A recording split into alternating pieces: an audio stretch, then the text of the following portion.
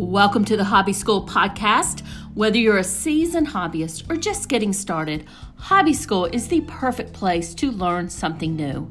My name is Dr. Destiny Kopp, and I'm your host of the podcast. But before we jump into our episode for today, the only thing I ask is that if you enjoyed the episode, please share with a friend and give us an honest review on your favorite podcast platform. This helps us get out the content to more people. I also want to invite you to get on our wait list for our next Hobby School Online Learning Summit. These are free to attend, and you can find the link to join at hobbyschool.com, which is also in our podcast show notes. Now sit back, relax, and enjoy the episode.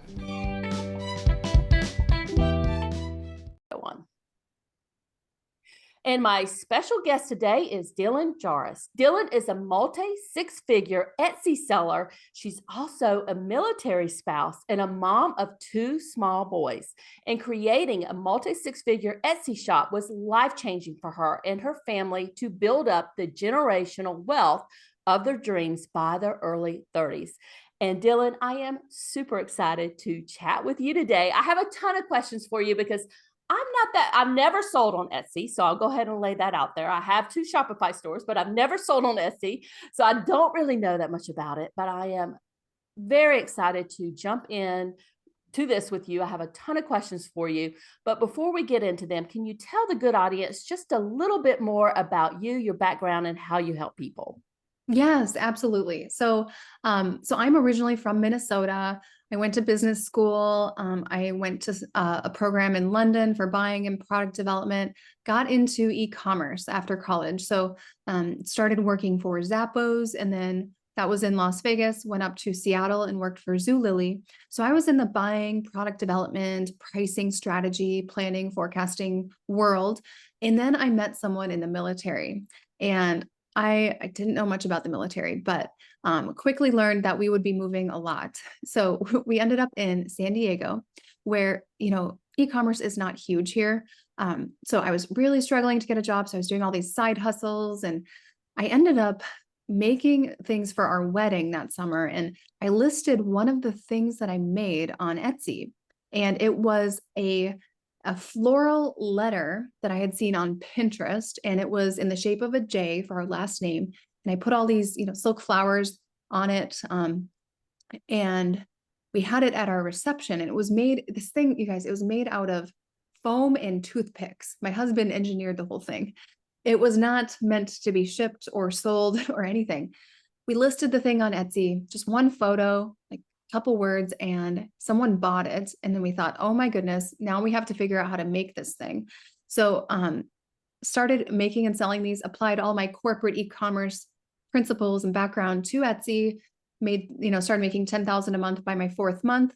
7 years later, we've made over 1.7 million. And I've completely outsourced that business because now I teach thousands of Etsy sellers and brand new Etsy sellers how to scale their businesses. So we have about 25 people in this company now, and that's what we do.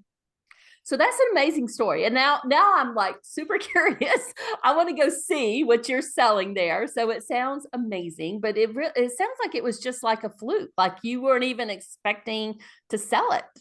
Yeah, no, that I posted the thing, and then I didn't even sell it until 2 months later. I got a notification that someone bought it, and I thought, oh no, like this was made out of foam and toothpicks. There's no way I can ship anything like that.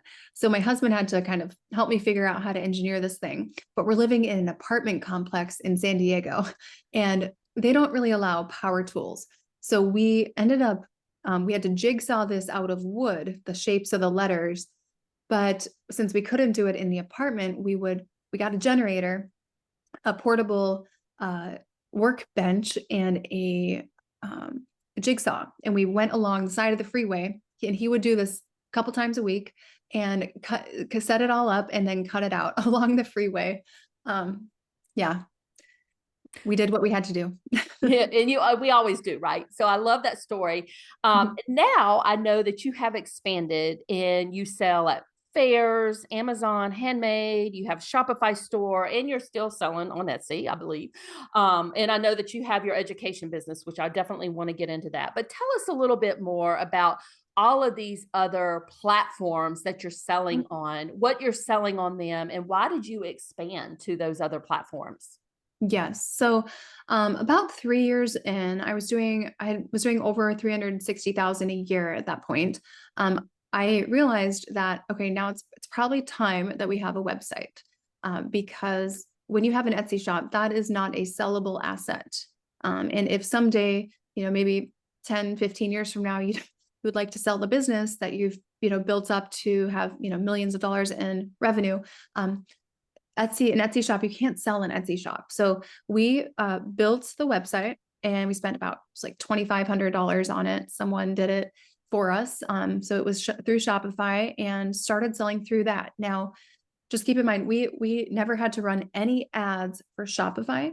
And we were doing, from the very first year, over $100,000 a year in revenue through Shopify, just from bringing our customers from Etsy over.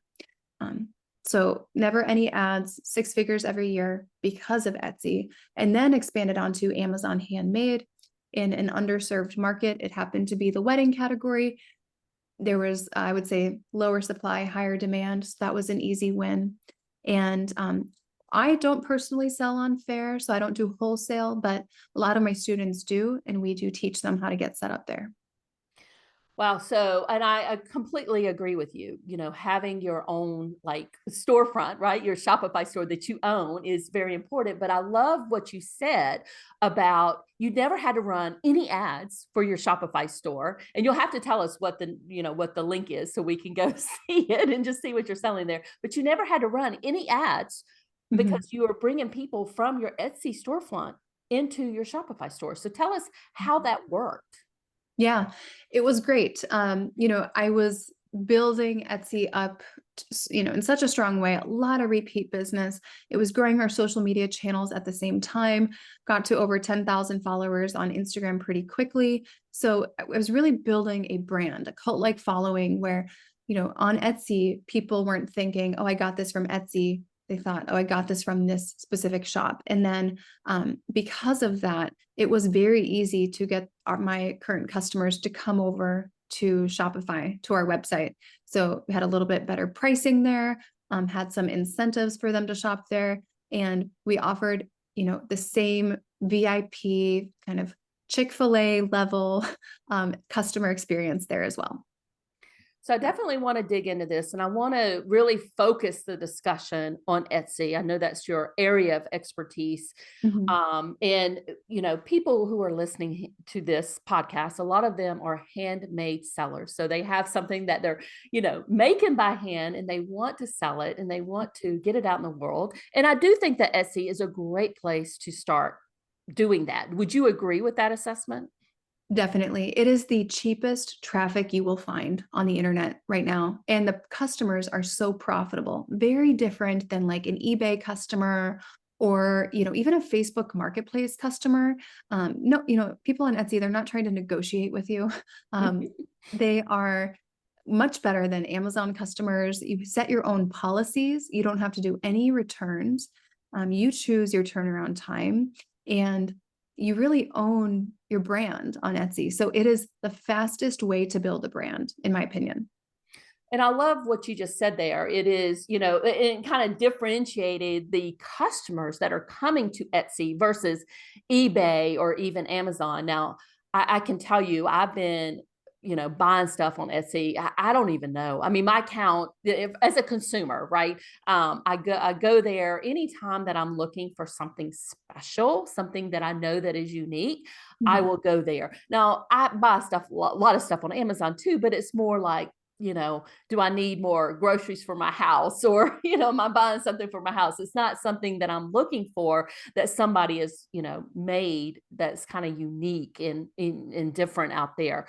So tell us a little bit more. How can you get started? If I'm out there, I'm a handmade business owner, I'm thinking, I just want to get started. Would you recommend that they start on Etsy, or would you recommend that they start with like their own Shopify store? What do you generally tell your students? Definitely start on Etsy, because if you start on Shopify, then you have a huge traffic problem. That is the battle. Versus Etsy, it's just about, getting in front of them, yes, but the traffic is already on that platform coming there to buy something. So they're in the buying mode. And they're used to purchasing on Etsy versus coming to some like random Shopify site.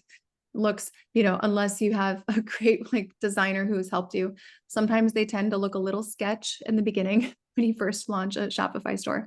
And it just doesn't, there's not as much trust there. So there's built-in trust with Etsy. You don't have to have this unique product either. A lot of people think, oh, Etsy's too saturated. I see all these other people selling what I make. Like, how do I have a chance? Well, it's just about having the winning value proposition in search results, which is that combination of your listing photo and your price. That's all you've got to focus on. You can start with one thing.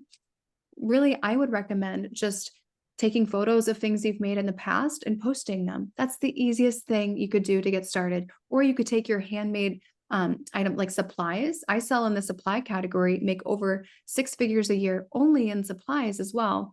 Just selling the materials I already have. That could be like the easiest thing to do. Are there any niches that you would say, based on your experience and working with all the students that you've worked with, are there any niches out there that you would say are best? Or should somebody, if they're a handmade seller, should they just start with what they have today? What do you recommend there? Yeah. See, we instead of focusing on like a niche or something, we focus on customers who have higher discretionary income and consistent spending habits.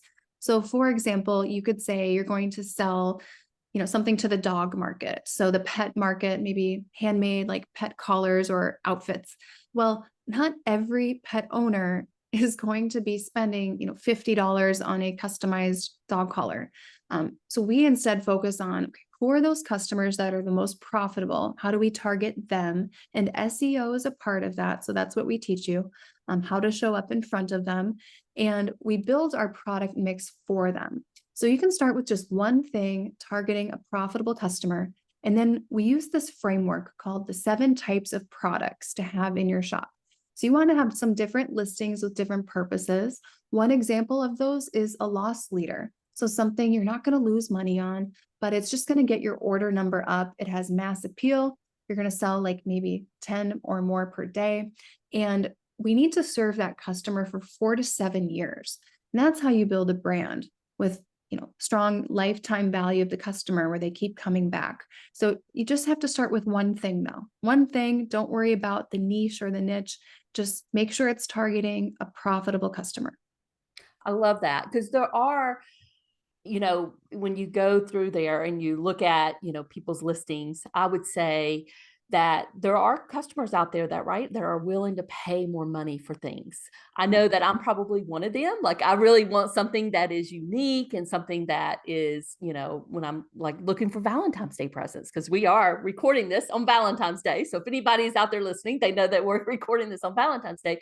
When I went to Etsy and I was looking for something for my husband, I'm like, I want something that's super unique, something that he's going to love. And I was willing to pay a premium for that. So switching gears just a little bit. I know that a lot of people are listening, they're wanting to maybe retire or they're wanting to step away from their full-time job. Can they make Etsy? Can they make a full-time living off of Etsy?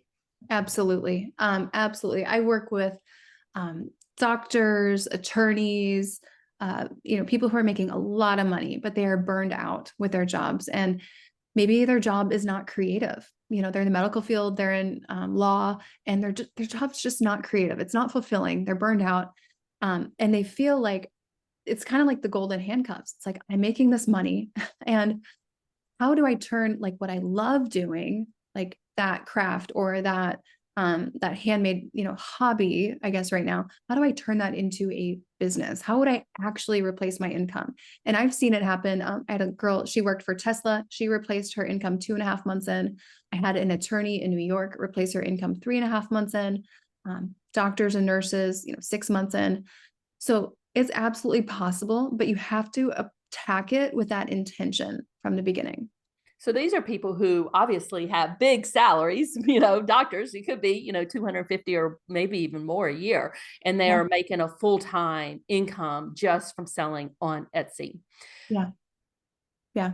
I have a guy, he's 24 years old. He didn't go to college or anything, so he wasn't making a lot, but in his first full year on Etsy, he made $438,000.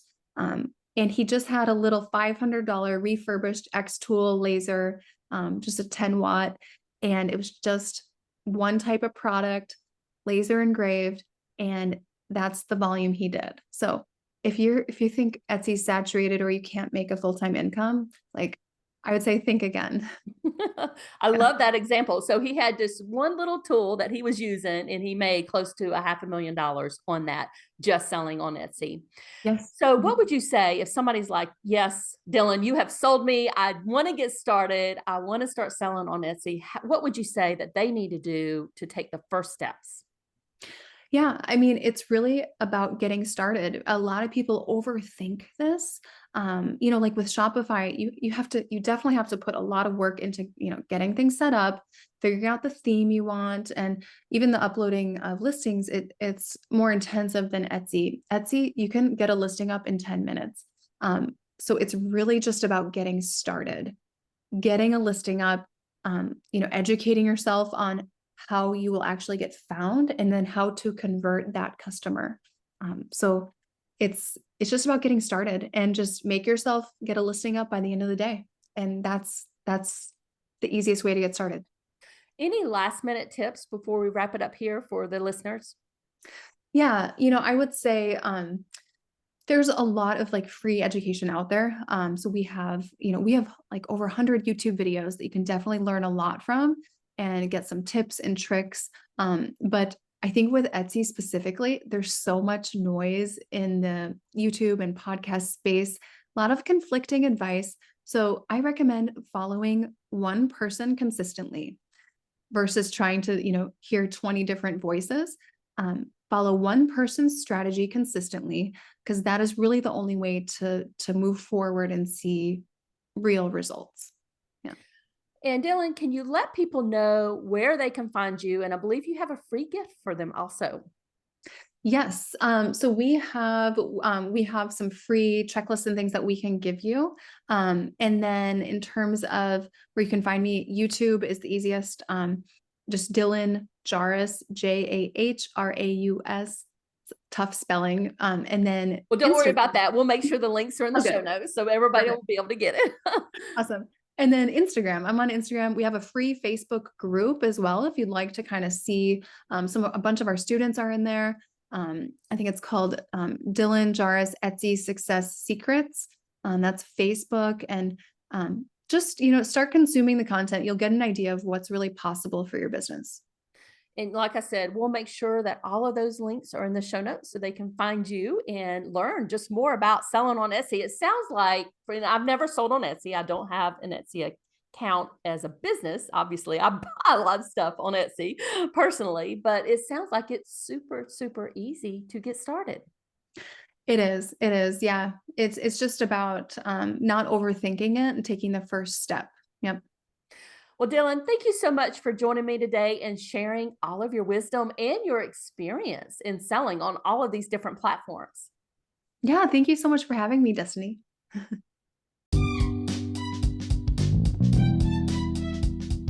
Thank you so much for listening today. Don't forget to sign up for the waitlist so you'll be the first to know when our next free Hobby School online learning summit launches. The link is in the show notes for this episode, or you can go to hobbyschool.com, and that's Hobby School with school without an H in it. Talk soon.